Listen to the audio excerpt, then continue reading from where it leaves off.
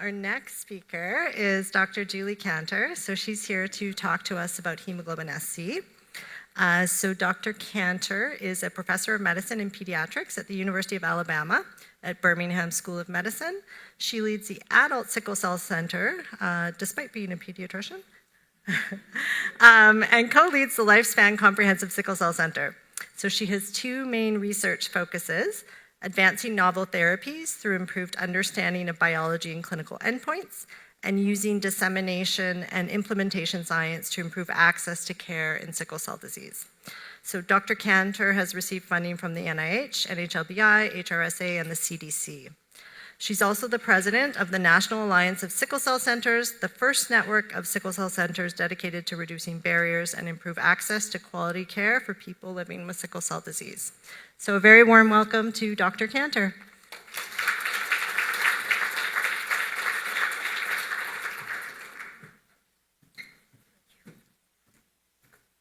Thank you for that excellent introduction. I always hate hearing someone talk about me. You're like, you want to hide. And thank you so much for having me here today. Really, really appreciate it. Really appreciate being here. And from the National Alliance side, really excited to collaborate with CanHaem. I think there's a lot of things that we can do, and I've found in general, the more we do together, the better we do. So let's take a hard right from beta thal major to hemoglobin SC disease. I think their similarity ends with the word hemoglobinopathies in a lot of ways. These are my disclosures, not really relevant at all to what I'm going to talk about today. So hopefully we can briefly review pathophysiology of hemoglobin SC disease. I'm not going to spend too much time on that. I apologize ahead of time. There's too much written on my slides, but I'm not going to read every line, but I'm happy to share the slides.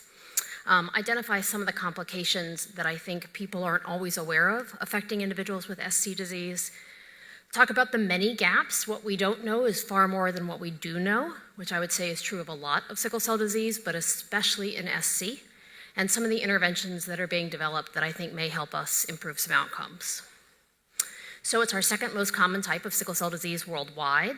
As you know, about 50% S and about 50% C, give or take.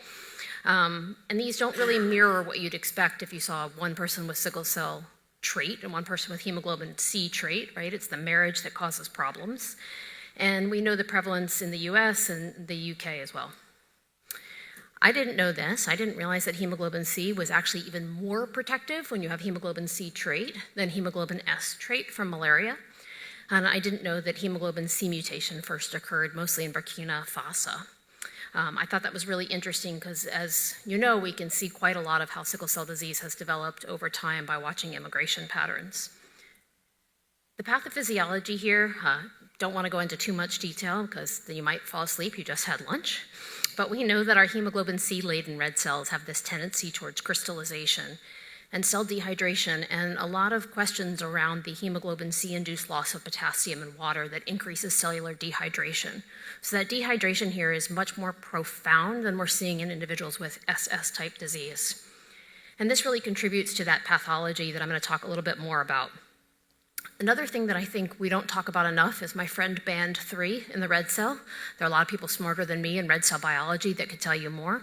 But remembering that band 3 actually plays quite a role in the adhesiveness or non-adhesiveness of the cell. It's actually not just the polymerization of hemoglobin in sickle cell disease, but how the hemoglobins themselves interact with band 3.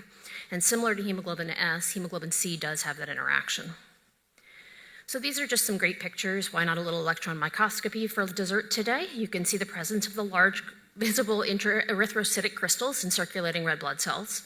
And this was actually just on a free stick that was done in a clinic, dropped right into buffered formaldehyde. We know that people with hemoglobin SC and alpha thalassemia have the lowest MCVs, and they actually don't exhibit those crystals. So what's the morphology and density? Well, the density has a lot to do with the pathophysiology.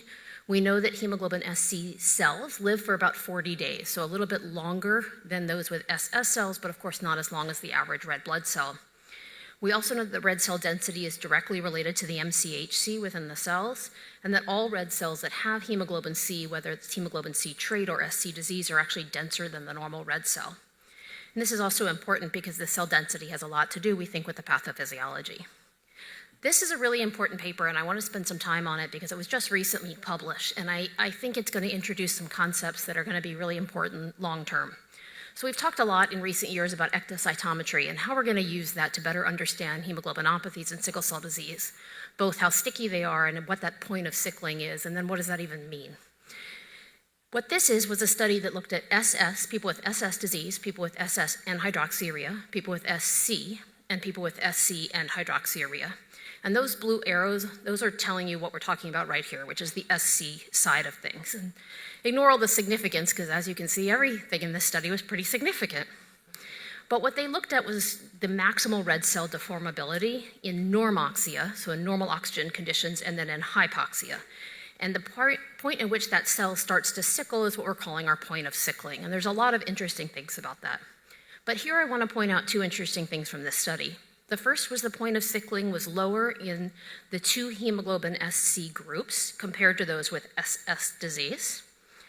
And even more interesting to me was that the percent of red cell deformability recovery, so the point at which you can unsickle a red cell, is worse in SC disease. So once those cells become abnormal and deformed, they can't get fixed nearly as easily. And we're going to touch on that again when we talk about multi-organ failure syndrome, because I think that's a big part of what's happening. Some other noticeable findings from here. When they looked at hydroxyurea and viscosity, they saw that blood viscosity was not different when they compared SS samples with hydroxyurea and without. But when they looked at samples with individuals with SC disease with and without hydroxyurea, they had greater blood viscosity than those with SS without hydroxyurea. And people with hemoglobin SC with hydroxyurea had lower blood viscosity than hemoglobin SC without. So when we start to think about how is hydroxyurea working in this population, we're going to go into that a little bit further as well. So the important question, and what sort of triggered my interest, is it really less severe? Because we walk around and we say that, and then you see my 40-year-olds in my clinic who clearly are not less severe because they have hemoglobin SC disease. So historically, this was really characterized as that mild type of sickle cell disease. And I think we did a lot of damage, especially now, because parents were told this. They were told your child's going to have mild disease, no problems. Suddenly, this young adult grows up, has all kinds of pain, and shows up with no understanding of their disease and a lot of opioids in the United States. And we know this. It's incredibly heterogeneous, and that heterogeneity extends towards people with hemoglobin SC disease, where I'll see some people who have never been sick. I diagnose about one new patient in adults every other month who are 50, 55, 65. I see lots of heads nodding. I know it's not a US problem. And many of these individuals have never had true acute crisis, and so they were told they were fine. And we know that in children, they certainly have a lower risk of stroke, a lower risk of sepsis, and they have more normal growth and development. But we know that all changes when they hit adulthood, and that suddenly this disease changes dramatically. We also are seeing differences with hydroxyurea use, as you might imagine, in children versus adults. That's going to affect long-term, I think, what happens in this patient population. Of course, aging itself, well, we all know this, right? Aging is a risk factor for everything. Everything seems to get worse as you get older. Trauma, physical injury, everything, and that goes with your endothelium as well. Endothelium is aging, and it's aging faster in people with sickle cell disease as they incur more and more damage. And in some ways, I think that's what's happening with our individuals with hemoglobin SC disease, is the endothelial damage is catching up with them. And I always tell my patients, I want them to think of the red cells as the cars, and some of you may have heard me say this before. And if you imagine the blood vessels as the road, right? If the cars are constantly driving on the road, we know there's going to get road damage over time. If you live in New Orleans, where I'm from, you get road craters over time because they're never fixed. And we live below sea level. In some ways, some of our patients live below sea level, right? We know their blood vessels get even more injury. And the same is true here. But not only do the cars have more wrecks when there are more of them on the road, as the case with SC disease, but there are more of them on the road, and they still have all that endothelial damage, which I think explains how that viscosity and endotheliopathy go together. For the record, when I explain this to my patients, a lot of them have this aha moment. It's something they can picture and really understand, and just for fun, you can throw in the garbage trucks and the 18-wheelers. Those are the white cells. And then the motorcycles are the platelets, and it's a lot of fun from there. So as people got older, we asked this question. Now, we did this study a few years ago, big collaboration called the Sickle Cell Disease Implementation Center Study, funded by the NHLBI. And there were some issues with this study, but some good things came out of it as well.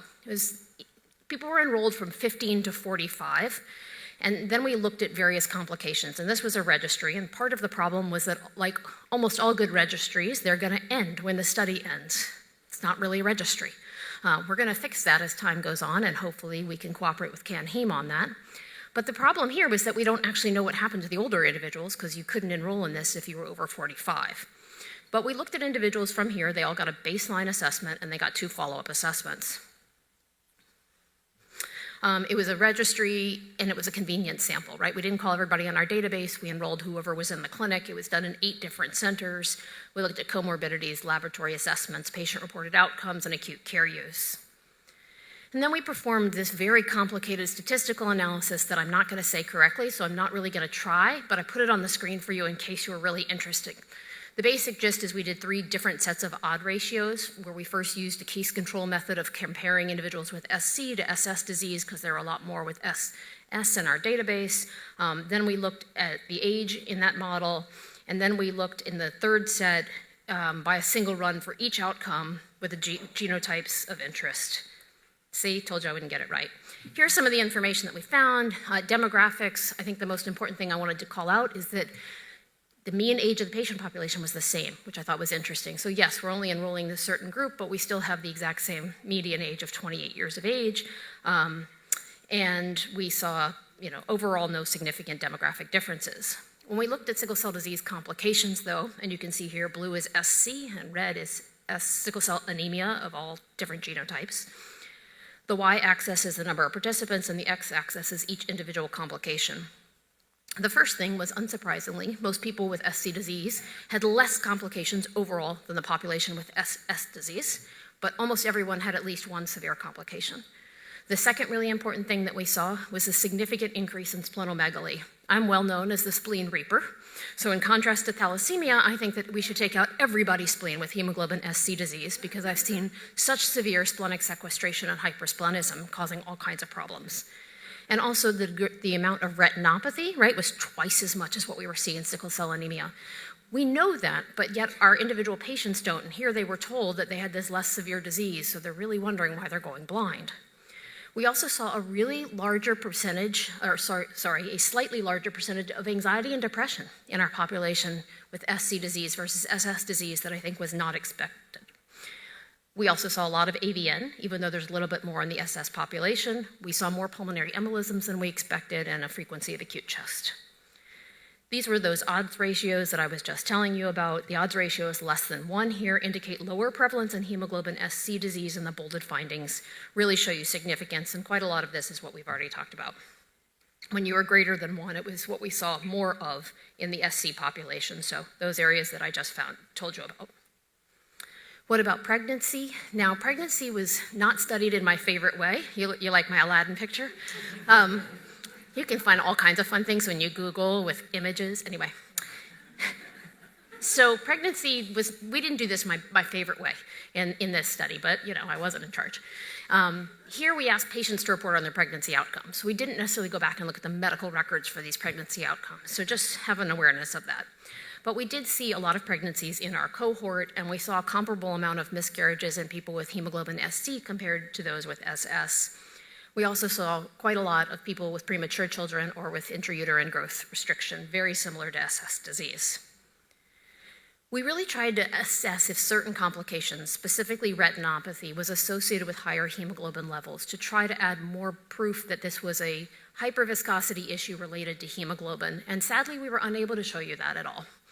And that was true for everything we looked at, actually. AVN, retinopathy, there was no association between higher hemoglobin, whether we made that cutoff 10 or 11 or looked at it as a continuous variable.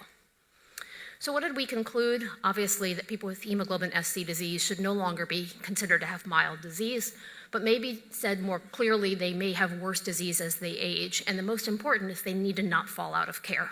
Because that is what we see as one of our primary issues, is they stop going to clinic when they're 5, they show up in my adult clinic a hot mess when they're 25. So how can we prevent that? That's an ongoing discussion. Well, what we are not able to study well is multi-organ failure syndrome, and I have a real interest in this area. It's been called different things, but you know it's when you see the patient and everything is going wrong. That's a pretty well good definition, right? Originally defined by my friend Kathy Hassel in 1994, where they described 17 episodes, 14 adults, some with more than one event like this, and they defined failure as more than 2 organ systems down at a time. They looked at the genotypes in this group, and it was more SS than SC, but since then we've seen a number of other case reports. More, if you summarize all those case reports, are actually occurring in SC patients than SS patients. Why? Probably because more of those were people they didn't know had sickle cell disease when they walked into the room, and so it becomes a surprise, so of course somebody wants to write a case report about it. What happens with it? Well, we know a lot. We know that there's this progressive vaso-occlusive crisis, and I always tell patients, you don't really die of pain, but you can die of a severe diffuse vaso-occlusive crisis where you have literally hemolysis everywhere, essentially. In this scenario, when you look at all the different reviews and studies, SS and SC occur pretty similarly. But when we see fat embolism syndrome, that tends to happen far more often in those with hemoglobin SC disease. Disproportionately so. Now again, they're also disproportionately not followed by hematologists. So we have to wonder how much that plays into their outcomes, but they have worse outcomes overall. And this brings me back to that idea of, well, if their cells can't recover at all because they're forever deformed and no longer able to reverse their deformity, that may be having something to do with it. We of course see hyperhemolysis and alloimmunization-related multi-organ failure syndrome as well that tends to occur in all genotypes. What about our more contemporary registry? So as I mentioned, we've done a really bad job, really overall in the US with hemoglobinopathy registries, but specifically in sickle cell disease, where we've done a registry, we get a grant, we're really excited, the grant goes away, so does the registry. We're attempting to alleviate that with this registry called Granddad. I apologize, I did not name it. If I had, it clearly would have been Grandmom. But it's the Globin Research Network for Data and Discovery. And it was actually started by my colleagues Jane Little and Sophie Lanskron over 10 years ago now with a small Doris Duke grant. It has now evolved to become our National Alliance of Sickle Cell Centers registry. We have over 70 centers now accruing on this. As you can see here, I wanted to look at what we were at this time in the data cut, about a fourth had hemoglobin SC disease, just to get a sense of whether or not this mirrored what we were seeing in the SCDIC study. You can see the breakdown here of children and adults. Again, interestingly, the mean age was 28 years. Now, it was interesting because in this registry, we enrolled from birth to death, and the oldest patient in this registry was 80 at the time. And the complications that we saw were also quite similar, with 25% of people with SC disease with avascular necrosis, 25% with a history of acute chest, and about 8% with splenic sequestration, which was higher than that with SS disease, as well as almost 10% with a history of PE. But we also know one of our biggest problems is, what do we offer these individuals with SC disease? It's our second most common type of sickle cell disease. You already have a neglected condition. It's the neglected of the neglected. They weren't included in the multi-center study of hydroxyurea, and we know that this is often because their clinical and laboratory findings are very different than that with SS disease. On being a good statistician, which I am not, the answer to that question is accrue more patients and stratify your patients by genotype at the beginning. We know they also weren't included in our stroke trial, so we don't know a lot about those individuals who have had a stroke because they weren't in the trials, and we know nothing about TCD in this cohort. The recent trials, the HOPE trial with voxelotor, the ongoing HibSC trials of etavopivat, are open to all genotypes in theory, but they have an upper limit of hemoglobin of 10.5, so as we know, that really limits the number of individuals with SC that are going to be eligible. This population was included in the SUSTAIN study, but unfortunately, it was not included in a statistically significant way. In other words, they did not stagger enrollment to ensure we had enough people with SC disease to make a convincing argument. So with the world and our pharma companies and our friends seeing this, robust excitement about sickle cell disease, we need to really impress upon our pharmaceutical colleagues the importance of developing therapies and studying this population individually. And we have a really cool new friend. Not the ones in my kitchen, not as cool.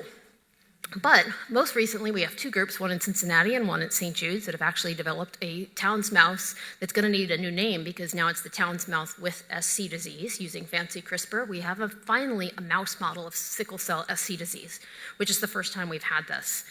And they've done a couple of really interesting studies, of note, they do resemble people-ish. I mean, we have different ears.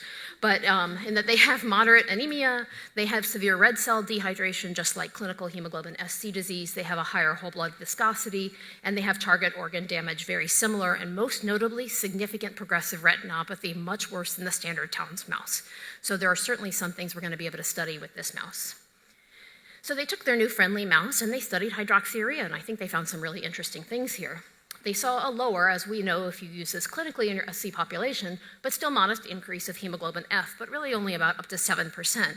My friends who do mice research work tell me that it's actually pretty easy to induce fetal hemoglobin in a mouse, easier than in a human, so the fact that they were only able to get it up to 7% tells us that these are less inducible. But interestingly, as we saw in the ectocytometry study, the hydroxyurea improved red cell deformability in this population, even without that hemoglobin F induction, underscoring the hemoglobin F independent effects, which we all know are there, but were really first pointed out in this mouse in the hydroxyurea population. So they also saw other improvements, including lower feral hemoglobin levels, reduced Heinz body formation, and better red cell stability and membrane stability. So it underscores a lot of what we already knew, that hemoglobin SC is clinically distinct, not perhaps just a milder version of SS disease, and it has unique pathophysiology. There's some other things that we do know about this population as well, and I'm going to go right over here to the PIVOT study. So the PIVOT study was recently published as well, because you can't seem to get funded somehow, even if you score 14, as my colleague Dr. Ware did, and he had a great name. It rhymed with Twitch and Switch, and it was niche, I think, for hydroxyurea in SC disease. But anyway, it never got funded, but they did fund one in Ghana. They did a phase 2 trial in Ghana in children and adults, but in my very opinionated opinion, maybe asked the wrong question. They looked at starting 20 mg per kg of hydroxyurea right away. These are pediatricians, they don't take care of adults. We almost never start hydroxyurea at 20 mg per kg, like in a 50-year-old, you just don't do that. We all know that they don't tolerate it as well, they have a harder time. And the primary endpoint wasn't necessarily to assess pain crisis, but to assess dose-limiting toxicities. So a little bit of a different study than the original multi-center study, and the study did not meet non-inferiority, because as we also know, many people with SC disease have lower white counts to start with.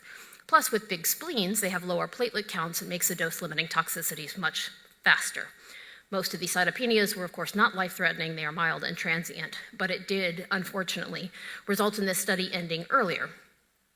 And while they saw some efficacy sides, we saw fewer VOCs and fewer hospitalizations.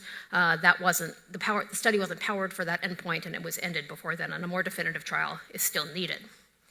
So let's switch gears a second towards iron deficiency in sickle cell disease, because there are several reports, mostly case reports and small case series, in which retrospective reports have shown us that repetitive phlebotomy may improve outcomes in hemoglobin SC disease. In fact, in a meeting with some of my French colleagues, I mentioned something about individuals with SC disease having a lot of pain, and they kind of looked at me in that fabulous French way and said, just take their blood, just phlebotomize them.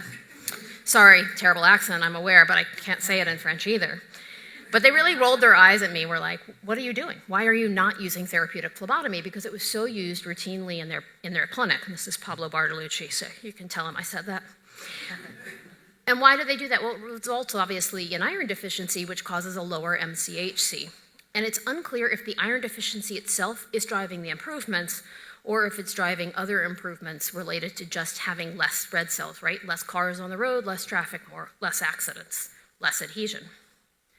So looking at this a little bit further, there was an observational study in the Netherlands that looked at people with hemoglobin SC disease, specifically not taking Hydrea and not recently transfused. And they also examined similar laboratory parameters as we discussed before, with dense red cells, blood viscosity, and red blood cell hydration, and they also assessed point of sickling. They included 47 individuals here with hemoglobin SC disease, ranging from 6 to 66, and 16 of those had concomitant alpha thalassemia. So they found that, unsurprisingly in some ways, ferritin positivity correlated with reticulocyte. It also correlated with blood viscosity and CRPs, and these results indicated that lower ferritins were associated with lower reticulocytes. Probably knew that, but that also lower ferritins were also associated with lower blood viscosity, which we didn't know and was quite interesting. Increased red cell dehydration and lower levels of inflammation.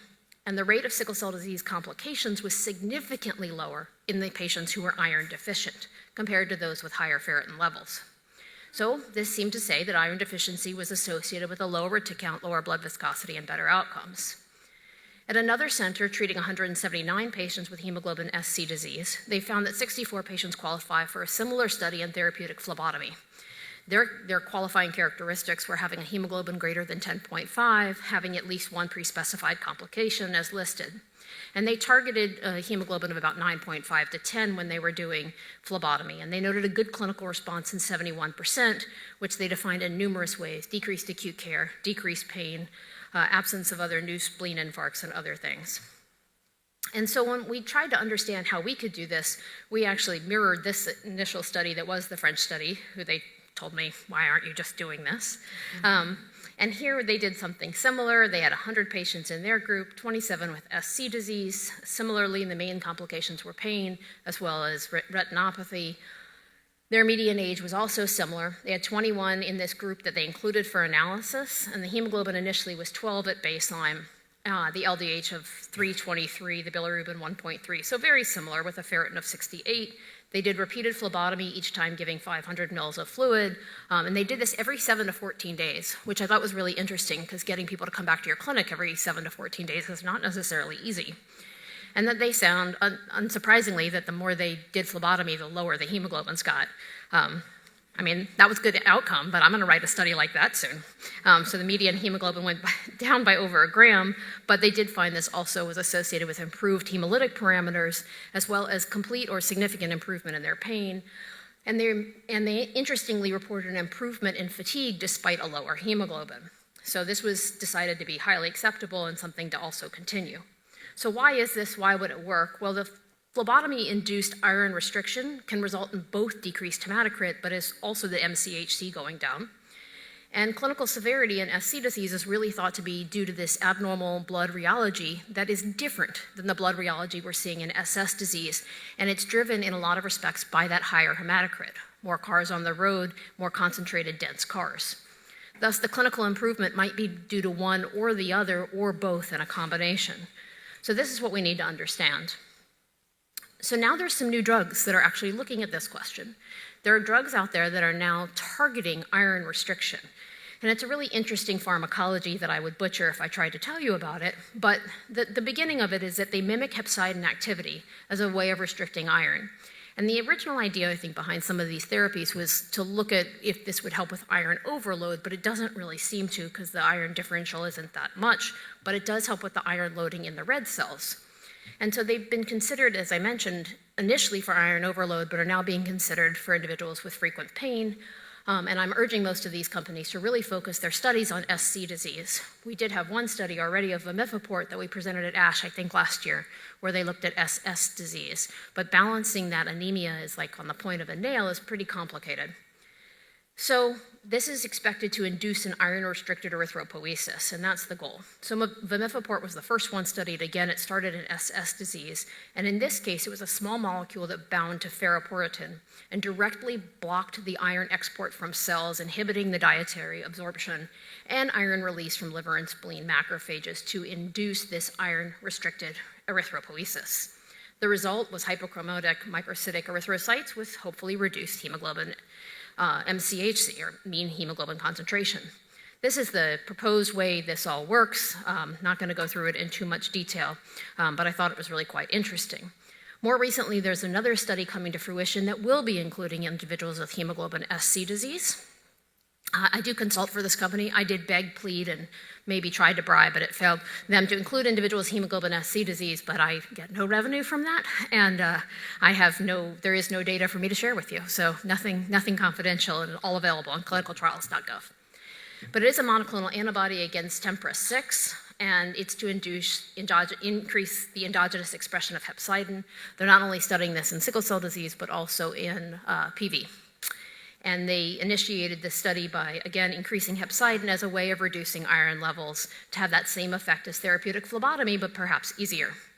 This is the model that they're using, adapted from the recent poster that they presented, really trying to show you where TMPRSS6 is in this complicated scheme of iron.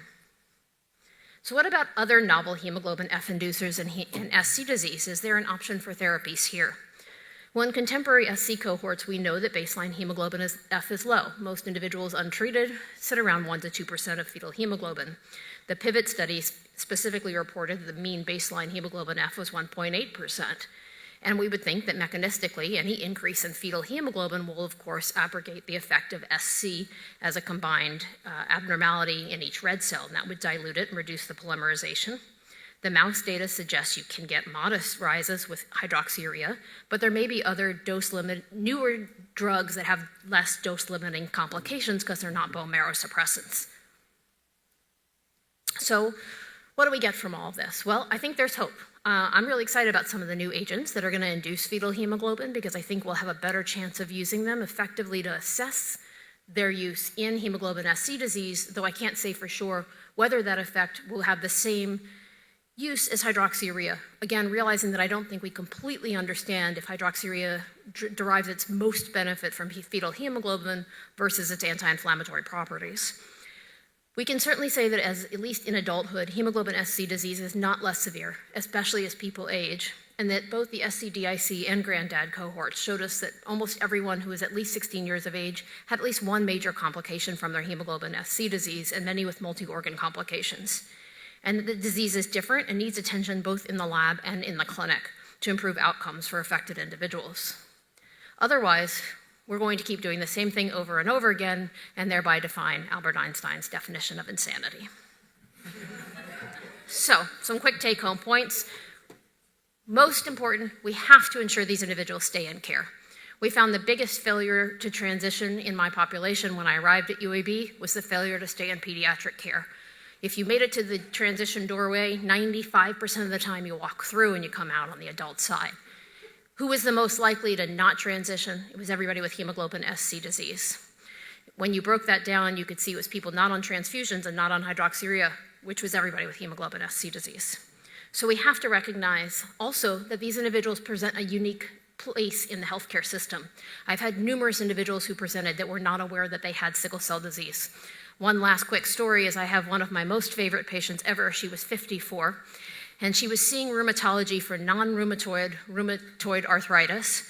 And they had in their notes, patient experiences periods of pain lasting 3 to 7 days of unknown etiology, often associated with anemia from which she has trouble recovering, and never tested her for sickle cell disease. You just had to be kidding me. So remembering that when I look at blood, I think of sickle cell disease and hemoglobinopathies right off, but perhaps not everyone sees the same thing that I do when we're looking at a CBC. And so reminding our colleagues that these individuals exist and may not have been diagnosed as newborns because a lot of our younger physicians think everyone's been diagnosed as newborns, which we know is not true. Also educating our medical providers that they present a unique need. Splenic sequestration. People are constantly surprised when I tell them, no, not everyone loses their spleen and it continues to be a problem. It's important the individuals receive very appropriate, coordinated clinical care, just like our individuals with SS disease, and of course, just like our individuals with thalassemia.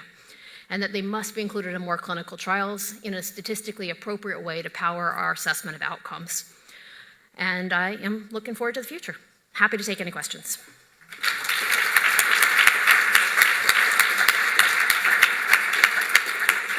And I think you're supposed to scan that QR code because somebody sent it to me. Jacob Pendergrast, University Health Network, Toronto. Julie, that was so great, so interesting. In terms of my own practice, I'm definitely sort of siding more with those French people, and I push the phlebotomies, and I've had good outcomes with it. I think, just the one thing I would ask, as we start getting ready to do actual clinical trials in these patients is to remember to do the thing that we keep forgetting, especially in transfusion trials, which is where my other interest is, which is to make sure we keep asking the patients what they prefer. And I think, very often we make some assumptions about, what is easier or harder for them. And absolutely, I've had a few patients who don't want to come down to the hospital to get their therapeutic phlebotomy. They say, I'd rather just take a pill than come downtown. So that's for sure part of it. But the other thing about phlebotomies, I think is important, is that the frequency with which you have to do them gets lower and lower over time. And I've had patients who have to have a phlebotomy. They have an induction period for sure, and then afterwards, like maybe once or twice a year, it's all they need. And I think it's really important to keep that in mind. I would hate for us to like do a trial of a very expensive hepcidin inhibitor and conclude that that is standard of care because it's easier for the patients, unless we have actually asked the patients what they would prefer. So that would be my only... I think that's a great point, and I've talked to some of these companies about once they, we'd get through a phase 1 and phase 2, if we're seeing efficacy, that we consider actually a 3-arm study of the phlebotomy versus an agent such as this. But I think that patient satisfaction is incredibly important because it's hard for them. Parking in my institution is a disaster, and they'll do anything not to come. Dr. Coates, you get to go first. Thanks. Thank you very much. Yeah, fantastic presentation. And I got to admit, I'm still shocked by this because we're very, very aggressive about using hydroxyurea in our SC patients. And we can point to many patients who get fetal hemoglobins over 30% in their SC. So, this whole idea that you don't get a response in fetal hemoglobin with hydroxyurea, to me, is false, because we've been doing it, and we've had many patients with a lot of pain. They go on hydroxyurea, they do very well. And actually, the Russell Ware study you pointed to showed very clearly that it doesn't increase the hemoglobin, which is, I think, what everybody's fear was. Yep. Oh my gosh, their hemoglobin's going up. It doesn't increase so that was one of the best part of that. Yeah, I totally agree. Their primary outcome was totally wrong. So it's because it was an excellent study, except it had the wrong primary outcome, which seems to happen time and time again in sickle cell disease, which I don't understand that. But anyways, yes. So that was just my plea: is if we're going to do anything, like hydroxyurea works in SC. I actually absolutely agree, and I've seen very heterogeneous results. I have seen the people that I get 20 to 30% fetal, and then I have some that swear up and down that they're taking it, and I don't see that fetal hemoglobin change. So I think understanding that is equally as important as well. Dr. Coates. So just to be argumentative here, I think fetal hemoglobin is highly overrated. Not disagreeing necessarily. And a question, and then I'll come back to that comment. Do you remember in the mouse, I've seen the SC mouse papers. Do you remember what happened to their MC? Because you noted that the fetal hemoglobin didn't go up that much. Do you remember what happened? Did they look at the MCHC? They did. It decreased. Okay. Because I just pulled up the paper by Beeman and the group. I'm on the phlebotomy paper. And the MCHC substantially decreased in that group as well. So, sorry about this, but delay time to polymerization of, you know where I'm going with this, the delay time to polymerization of hemoglobin S is inversely proportional to the negative 30th power of the intracellular hemoglobin concentration. So that means a tiny, tiny decrease in the intracellular hemoglobin concentration greatly prolongs the time between deoxyhemoglobin formation and polymerization. Fetal hemoglobin only acts by diluting the intracellular hemoglobin S concentration. There are other ways to do that, like make the cell macrocytic and therefore drop the bigger volume, same amount of hemoglobin, you drop the intracellular concentration. So it's great if your F goes up, but it's well known that you can get an effect with hydroxyurea even if the F doesn't go up. Excellent, thank you. All right, thanks everybody. Sorry, one more question. Hi, thanks. Thank you, great presentation. And I'm very happy that the organizers focused on the hemoglobin SC disease. Uma Achale from McMaster University. Just the concept of the milder disease, and I think we as a medical community do need to do more, because a lot of times our residents, fellows, and even some physicians don't understand the concept of double heterozygosity. What is told to the patient is that, yes, you are a carrier of S and you are a carrier of C. and they don't read or understand that this is sickle cell disease and can be pathognomonic. So just wanted to kind of... Absolutely true. I actually had a patient referred recently with sickle trait and beta thal trait. Yeah, and that's But- a common problem.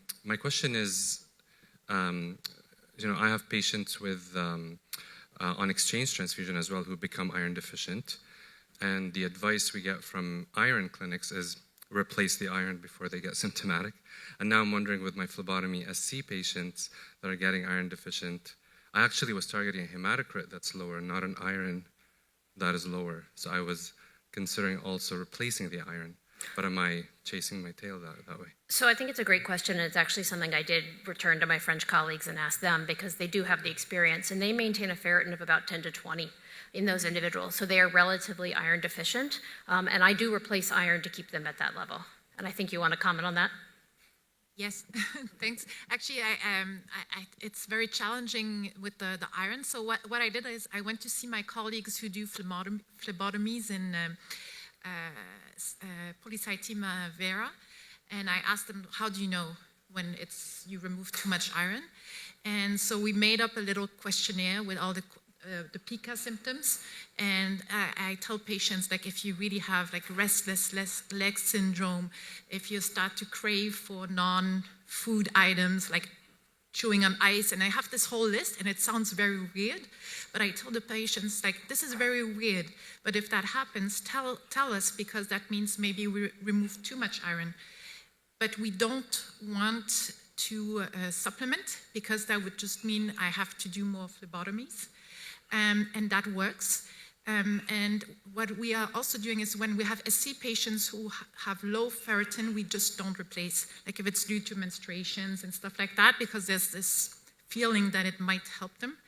But I think that should be included in a trial as well, to have a specific questionnaire that goes beyond just extended quality of life. I think you have to really, even like, how is it focusing, how's your mood, like this can all be affected by low iron. But most of the patients actually feel so much better that, like, I know you're asking me this, but I feel really good. Even if it wasn't so much for the pain, it's just overall, some tell me they have more energy, which is surprising with lower hemoglobin. So, Well, thank you all very much for your attention and questions.